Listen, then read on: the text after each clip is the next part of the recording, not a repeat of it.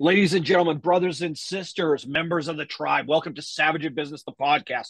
I'm your host, Mitch Cammidge, the Savage in Business. And I'm going to tell you, I got started doing this years ago. And I've been the Savage in Business for a decade now, working with businesses and business owners. And I wanted to find a way to give back. Now, I got other properties and other media stuff going on. In fact, check out a radio show, Doc Fix that as well. You want to learn from some people. But Savage in Business, the podcast, has one specific purpose: to go find people that I like, admire, trust, people that are inside my tribe, or people that are just killing it. They're rocking it, displaying absolutely the quintessential behavior, being savage in business, being successful in life and with their business. They've got lessons to pass along. In some of the other episodes, you've heard things, you've even heard Napoleon Hill's book quoted. You've heard from other people talking about those things that they've taken away that have catalyzed and crystallized them in success. That's what we're doing here. I'm giving you people that are successful in business and life. They're telling you how they got started. They're telling you what they're doing right now. And they're literally spoon feeding you one episode, 3 segments, 10 minutes at a time. You get the best business education on the planet. And all you got to do is plug in, watch, or listen. So with that, we're going to go to a great friend of mine, Kelly Falardeau. Kelly's in the house. Savage Business Podcast. Kelly, it is fantastic to see you. Thank you so much for coming on as a guest. I know you got an awful lot to say. Let's start like we always do in segment 1. We talk about the past, how we kind of got to the spot we're at right now. How did you get started in life? I know there's a tragic backstory. All good villains and heroes have tragic backstories. You're shot to kind of give people this lay of the land, how you got, where you are and how you got started in business. Oh, thank you. Thank you. Thank you so much, Mitch. I'm always honored to be, spend time with you and your tribe. So, basically I got started 13 years ago when I met a lady named Tremaine Hammond, and she said, "Kel, you need to sell that business you're in and be a speaker." And I was like, "What?" She goes, "People will be so inspired by your story." And I said, "I don't get it. I'm a burn survivor. So what?" And she's like, "No, people would be so inspired by your story." Now, at that time in my life, we were almost bankrupt. I was in a dead-end marriage. Toxic marriage. I was in a dead-end job. My husband had been laid off, so he told me it was time for me to step up to the plate. And so I, went and got a full-time job, and, also had a scrapbooking business that was just killing me as far as money goes. We were going to be bankrupt. And so I didn't see myself as an inspiration. I saw myself as a loser. So it just shocked me when she said, "Kel, you need to be a speaker." And I was like, I see myself as a loser. I do not see myself as being inspirational at all. Oh, that's wickedly important. Now, those things teach us. What was it that started to catalyze for you? What was the thing that kind of shocked your system a little bit and started to turn things for you as well? Because we can learn from those past things. And what was part of that for you? What really started to change or convert for you as well? Well, it was her. It was Tremaine Hammond. So she knew she had to get me to be a speaker. So what she did is she found an event for her and I to speak at. Mm-hmm. And so we did an Ellen show. So she was Ellen and I was the guest. And so she'd ask me questions. And I noticed that people were crying and laughing. And I said to myself, "What's going on?" And I realized it was because of my story. And so I went home that night and I said to my husband, "I'm going to be a speaker." And he said, "Who's going to listen to you?" And I said, "I don't know, but it's going to happen." That's And cold so blooded. she made it happen. So, and then I ended up taking a course to teach people how to be keynote speakers. And from there, I hired her as a coach, and I've never looked back. Mm. We hear time and again on our episodes here about the fact that often there's some adversity, there's some real challenges. That had to be one of the biggest challenges you were facing at that moment. What was it like kind of facing that? And, how did you shuffle that out of the way? What was it that really kept you moving? Well, I got rid of the husband. How about that? That's pretty stark. Yeah. That's the easy way to put it. So no, it was our 24th year together, and it was our anniversary, and I remember, crying my eyes out, and I said to myself, I don't know, I heard that voice say to me, "You've done 24 years like this and you're only 44. Can you do another 24?" And I said, "No way, help me." And I went to bed after that, and sure enough, things started happening. and I started speaking and I started writing my first book, and I ended up selling the scrapbooking business, and I gave my husband his half of the money, and I said, okay, I'm leaving the marriage. And that was it. And then 5 months after that, my boss gave me an ultimatum, and she said to me, Kelly, you've got a decision to make. Are you going to be excited to come to work on Monday, or relieved if you don't have to? And I was like, oh, that question hit me right to my core, because I knew that I didn't want to be working for them anymore. I knew I wanted to be a speaker full time, but I just left my marriage 5 months earlier. I was like, what the fuck? Are you kidding me? Like, I'm living in aunt and uncle's basement. Now I don't have a man to support me. I'm not going to have a job to support me. And you think that I should be a speaker full time. And I was shocked. I was like, oh my gosh. And I think of her as that being that mother bird that, kicked the baby bird out of the nest. And the baby bird, they never land on the ground. You always, you fly, you go fall down a bit, but you fly higher than ever. And so I believe he was that mother bird that gave me that kick in the butt that said, you need to go be a speaker. And that has to be I got to jump in. That has to be one of the lessons that you carry forward now too, is that sometimes, and I love historical figures, and I love just certain people stand out to me always in life. There's Napoleon, there's Joan of Arc, there's Churchill, there's other people. So, they're polarizing figures. But one of the quotes I love, you reminded me of it now, Joan of Arc. She would say to her troops, I used to say, go boldly amongst the English. And then I went boldly amongst the English. You've got to constantly have guts to move in business. You've got to have the impetus and the drive. I don't have all the answers, but I'm going to move no matter what. Yeah, absolutely. You just do it no matter what. And, I remember coming home from work that day, and I saw this Christian businesswoman magazine, and every second page said, follow your passion full time, follow your passion full time. I couldn't see anything else but passion, that passion full time. And then I came to the middle, and in the middle, there's big black letters, and it said, why do you not trust that God will provide you everything you need? And I slammed that magazine shut, and I was so mad because I knew I knew I needed to be a speaker full time, and I was on to my second book, and I knew that I was meant for more. But I was like, how am I going to do this? And then I heard those words again. Are you going to be excited to come to work on Monday, or relieved if you don't have to? What a wickedly sharp lesson. Listen, we're going to take a short pause here in a moment. What a wickedly sharp lesson to close out our first segment with. Are you going to be excited to work when you come in on Monday? Wow, that's a wicked one. Kelly, thank you so much. Hey, tribe, stick with us. Come back and pop in for our next section as well. This is the great and inestimable, Jesus, I'm a little tired today. Kelly Falardeau, she's an absolute beast. We're going to get back into it just in a moment. We are back with Kelly Falardeau, Savage of Business, the podcast, and she's rocking it so far through the first segment. So we're going to the second segment as well. Kelly, thank you so much for bouncing on here. You've gone through such trials and tribulations to get to this moment right now. What's life like for you right now? What's business like for you at the moment? What's the kind of stuff you're working on? And what's something that you are constantly being reminded of in business? Just a thing, that nugget or that life lessons that always comes back and says, pay attention. Pay attention. You got to pay attention to this. How's life going for you? And what's that thing that keeps cropping up all the time for you? Well, as you know, Mitch, like when COVID hit, I lost all my speaking gigs, right? I mean, that was common. We all lost our gigs. So I said, oh, what am I going to do next? And I said, okay, I guess I'm going to do this book thing. And so I started coaching people to write books, become best-selling authors, and became very good at it. I helped over 500 people write their books and become best-selling authors. And it's so cool to see that people are doing that. But now what's happening is I want to get back to my roots. And my roots is my burn story and my divorce story and my story of grit, guts, and courage. And so I want to get back on stage and do more of that sort of thing.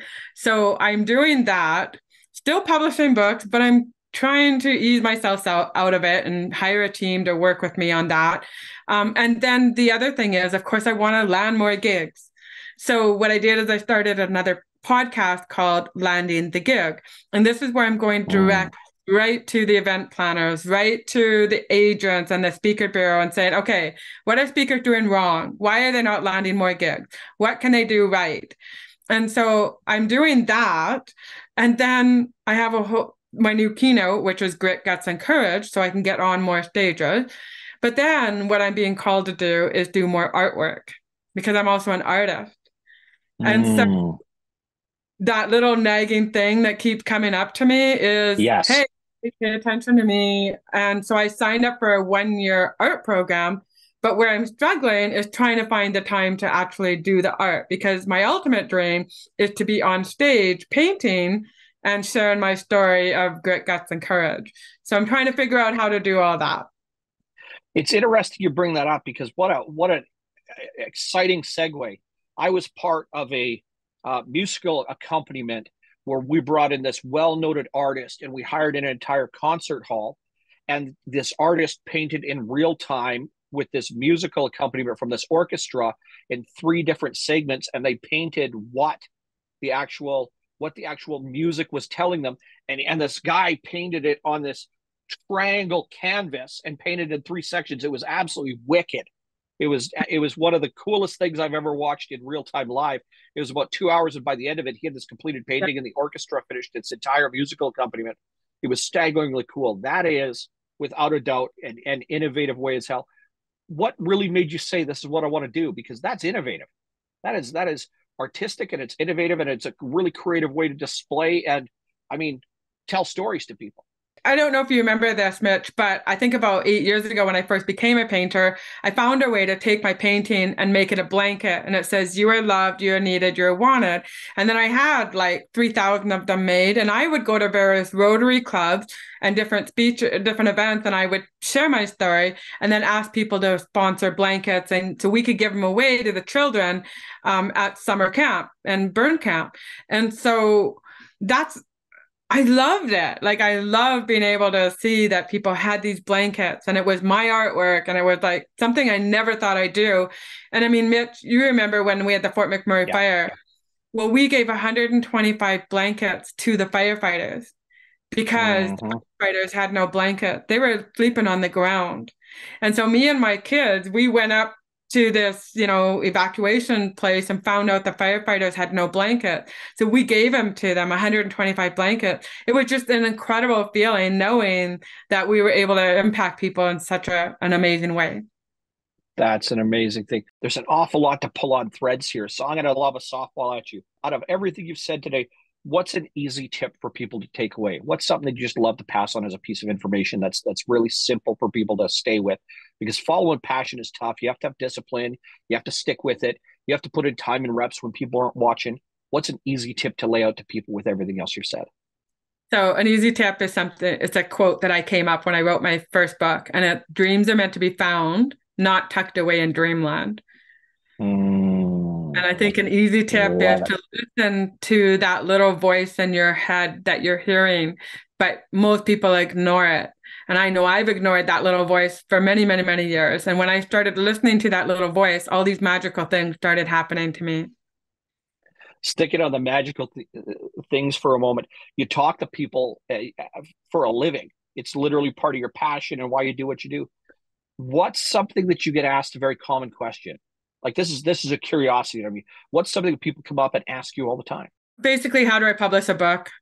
How do you Mm, become a best-selling author? That tends to be the path that, I've been on for the past 3 years. So that tends to be the biggest question I get a lot. Another question that I get is basically just, how did you do it? Like, how did you get through it? When people say that, I'm a burn survivor who got burnt to 75% of my body, and every 2 years I was in the hospital, and they're like, why are you still alive? oh, it's because you're tough as hell. That's why you're still alive. Come on. We all know that's the reason why. What's something you wish people would ask you? Something weird? No, what's Okay. something you wish people would ask you? It could be weird, it could be fun. We've all got something. It's almost like we're dying to, man, if somebody would just say this, whether you got the guts or not to say it out loud anyway, what's something you wish people would ask? I mean, you talk to so many people. Not every business is like that. So I can't ask every person that comes on the podcast, what do you wish people would ask? Because all of our business have to engage with people, but yours specifically touches dozens or hundreds of lives at a time. So when people come up to you, what are you just kind of waiting for, salivating over? If they ask me this one question, that's it. That's the good stuff. Um, how can I feel beautiful? Mm, You see, like yeah. I see this so much when, I'll go to an event and I speak a lot in women conferences and, you'll see these women that are walking around and they don't feel beautiful and you can tell they're not feeling confident about themselves. And like, for example, this past week I was in Cabo and one of the ladies says, I said, you know what? Why are you wearing all those clothes? Like it's Cabo, it's plus 30. Why are you wearing all? Well, I don't want anybody to see my flabby arms. I'm like, are you kidding me? We don't see your flabby arms. We see how beautiful you are. We see your beautiful energy and everything like that. We don't see your flabby arms. I don't even know you have flabby arms. Like, why are you doing this? And she goes, I knew I shouldn't have told you that. Okay. On this podcast, let's nail it down for people. Boys and girls, he, she, they like looking at other people. And the rest of us honestly don't care most of the time. All of us have got something that maybe if we look in the mirror, we're not happy with, but who gives a rat's ass? Who Seriously. cares? I Yeah. know nobody cares that you got flabby arms. Nobody gives a nobody gives a Nobody gives flying a rat's fuck. ass about No, that. And no, I just no. wish people would stop judging themselves and being so hard on themselves and do whatever you want to do without worrying about what everybody's thinking about you. And I think that's the biggest thing is once I stopped caring about what everybody was thinking about me when they're looking at me, that's There it when I is. move forward, There it right? is. There it I is. started Love to it. love myself, right? There it is. We're gonna bounce off on this segment on that note. Yeah. Who cares? Love yourself. Gives a flying fuck if anybody else. Kelly, that's a great pearl to drop there. Thank you so much. Tribe, stick with us. Come back for segment 3 with the great Kelly Falardeau. We'll be right back in a moment. We are back. Savage in Business, the podcast with the great Kelly Falardeau. I am your host, and I am the Savage in Business, Mitch Cammidge. And we've been having a hell of a conversation, which I always expect. I've been having great conversations with Kelly for years. So you guys just get to hear, all the tribe out there gets to hear this stuff right now and pull some pearls of wisdom. Doc, you heard that right here. Pull those pearls out, be able to pass those on to other people. Kelly, we've been talking past and present, talking about life lessons. You just left off with a real doozy in the last segment. We're coming to where we're at right now. It's 2 years down the road. What are you looking forward to over the next 2 years? And what's something that you're already seeing and you're like, man, if I don't pay enough attention, that's going to come up in a roadblock because life is not linear. It doesn't travel in a straight line. It has lots of twists and turns. There's pitfalls, there's drop offs, there's dangerous animals lurking in the darkness for us. Next 2 years, what are you expecting? What are you really looking forward to? And what do you think is going to be one of those huge challenges that you got to overcome? Okay, excellent question. So I think over the next 2 years, I want to be back on stage doing more in-person events, speaking to large crowds, not just, the 50 or 100 people. I want to be speaking to 10,000 and above. That's where I see it's just making a huge impact that way. Where do I see my pitfalls? It's probably me. So I Mm, believe that sometimes what happens is, and this is what I'm really faced with right now, yeah. is because I'm coaching and because I'm spending time doing sales and marketing and I want to do my artwork and I want to do the painting and I want to do, more coaching and I even tried to put on Facebook and said, okay, I'm not going to be doing much for books anymore. I'm going to go right into my art. And then all my people were like, well, what about me? When I want to do my next book? Like who am I going to find to do my book launch for me? So so I think that's the challenging part of just trying to fit everything in and build a team that can actually do the work that I do. So Mm, that's some of my challenges that I'm facing right now is all about time. And then for me too, because I want to learn to paint on stage and do like a big motivational speech while I'm painting, and I've yeah. seen guys do it. It's like, Yeah. okay, how do I do that? Right? Like, how do I make it engaging enough that people are going to want to pay me for that? So, Ooh, love it. That's a hell of a segue. Listen, when you think of your entire life and what got you to here now, and even what's coming forward, what do you equate, or in your mind, what was one of the times where you considered yourself at your absolute boldest, where you boldest. just Joan of Arc's quote that I dropped earlier? I Yeah. used to say go boldly amongst the English, and then I went boldly amongst the English. When did you go boldly amongst the English? That was right around the time when we were doing my documentary. Hmm. So they Let me found, interrupt for a moment. Go check it out. Go on Goalcast. Hint, the number has 8 or 9 figures in viewership on it. So go check out Kelly's yeah, Goalcast episode because it's absolutely stellar. Go ahead. it's got over 10 million views is the Goalcast video, and it talks about my story about being in the mirror. And yeah, that was just an incredible time because I was really seeing the power in my story and how it was impacting other people. And I got speaking gigs from it. We did a documentary about my life story. They recreated my accident and me getting burnt as a 2-year-old and followed me all along to, speaking to a group of teenagers, 3,000 teenagers. And it was just incredible. This whole documentary. I mean, it was also one of the most challenging times of my life because Mm. here I was like, I was struggling with what I call bad mom syndrome. Okay, so, Ooh. and what I mean by bad mom syndrome is that I was doing a lot of traveling and I had 3 teenagers at the time that were living with me full time. And so I would be going out of town to speak, which is what my job was. And in 2 month period, I had like something like 17 speaking gigs. And it was just crazy. And then my kids are like, well, what about us, mom? And then, I'd hear people say to me, you have to put your kids first, not your work. And are you kidding me? Like if someone's paying me 5 grand to speak, I'm taking that money because that money is going to pay all my expenses for the month, right? And help me afford the lifestyle and be able to, feed my kids. So I really struggled with that income versus kids first. What comes first? So, Mm. Love that. That's such a stellar way. So if you had to go back and pass on a lesson to the younger you, what would that be? You go all the to way back to you when you're getting started. What would that be? the younger you, what I would say, never give up. Like, keep at it. It's going to get easier. You just got to keep at it. So, I love it. Absolutely loving it. What are you looking forward to over the next little while? What's something that gets you really excited and kind of jumped up? Keeps the passion moving for you. yeah, well, right now, because I've accepted that I want to be back on stage and I've got the new keynote, which is Grit, Guts, and Courage. So I'm really excited about that. That's a podcast, it's a keynote, it's a book, it's all three things. And, I had you as a guest on the Grit, Guts, and Courage. And yeah, and I love the story and the passion behind it. And I love just getting that message out there. And I think what I'm also passionate about is that it's not just geared towards women, because a lot of my speaking was just women.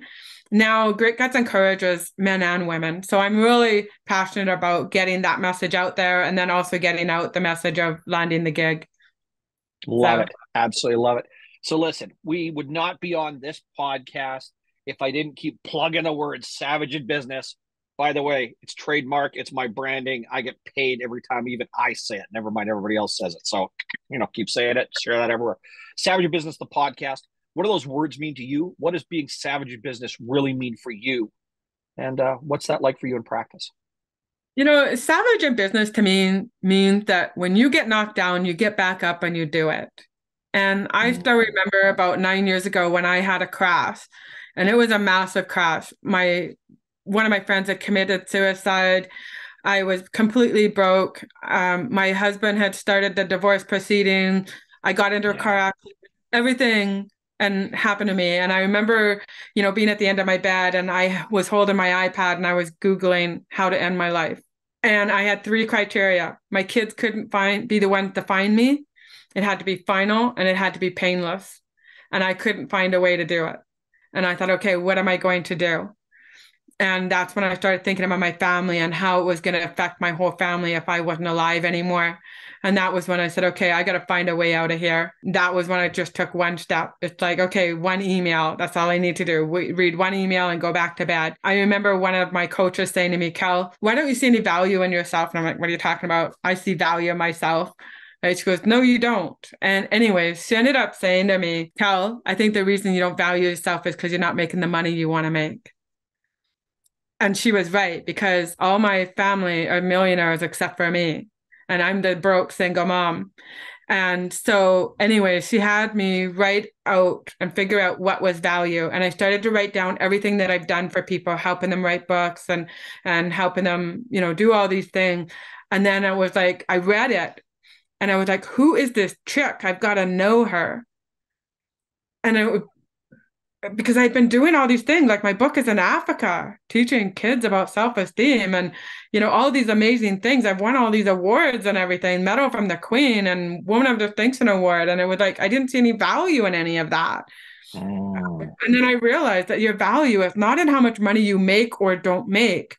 Your value is in the acts of service. It's in what you do to help other people and help them live and survive. And The so to me, contributive value of what you impact people with. exactly. And that's what it is. It's the impact you make and how you help other people to survive and live in this world. And, like my assistant who's working with me right now, I mean, here she is working away. And she said, Kelly, you saved my life. If you didn't teach me how to write a book, I don't know where I'd be. There it is. There it is. Oh, Kelly, it's been an absolute killer. And this episode went fast. This just flew by. So I'm loving it. Thank you so much for bringing it and sharing some real vulnerability, but ultimately just expressing what we do every time we do this. Talk to good people, learn the things that they're doing, because it's a repetitive series of, funny enough, same lessons over and over and over again. Mitch, I just stopped listening to episodes. Did you do anything with it? Otherwise, you need to listen to all the episodes that come out in season 1 and the next seasons that show up. Kelly, thank you so much for sharing, being candid, and of course, staying savage in business and being really diligent, persevering through everything that life has challenged you with, and sticking with it. Thank you so much for coming on. Tribe, brothers and sisters that are out there. Savage in Business, the podcast. This episode was great. Kelly Falardeau. Check out the other episodes. Check out the coming episodes. Check out the new season as those continue to spin up. Do all the other great stuff that happens in there. I've been your host, Mitch Cammidge. I am the Savage in Business. This is in Savage in Business podcast. You will find us across all of our properties. And of course, check us out, savageplaybook.com, mitchcammidge.com, all other great stuff. Lots of ways, tools, and resources to be able to help you. A lot of it's free. Some of it has a tiny cost. Other things cost more. Go check it out. We do this only because of you. Kelly, thank you so much. Everybody else, see you next time. Have a great day.